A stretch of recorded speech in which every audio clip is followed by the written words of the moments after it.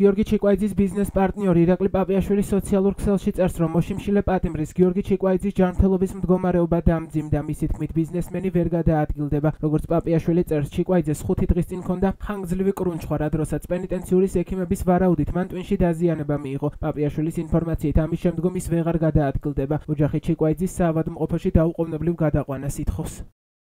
11 მარტს თბილისის საქალაქო სასამართლოს მოსამართლე იზაკ ელენჯერიძემ გიორგი ჩიკვაიძის აღკვეთის ღონისძიება გირაო პატიმრობით შეცვალა. ამასთან მან ძალაში დატოვა მისი ბიზნეს პარტნიორის ირაკლი პაპიაშვილის გირაო. ოცნების ყოფილ მოკავშირე ბიზნესმენს ბრალი წაყენებული აქვს თავის ბიზნეს პარტნიორთან ირაკლი პაპიაშვილთან ერთად. პროკურატურა ჩიკვაიძესა და მის პარტნიორს წინასწარი შეთანხმებით ჯგუფის მიერ სამსახურებრივი მდგომარეობის გამოყენებით დიდი ოდენობით თანხის მართლსაწინააღმდეგო მითვისებას ედავება მათ 7-დან 11 წლამდე ვადით თავისუფლების აღკვეთა ემუქრებათ. ჩიკვაიძე თავს დამნაშავედ არ მიიჩნევს და თვლის, რომ მისი როგორც სისტემის ყოფილი მხარდამჭერის განსაკუთრებული სიმკაცრით დასჯას ცდილობენ მას შემდეგ, რაც 2022 წელს ანტისახელმწიფოებრივი დავალების შესრულებაზე უარი თქვა.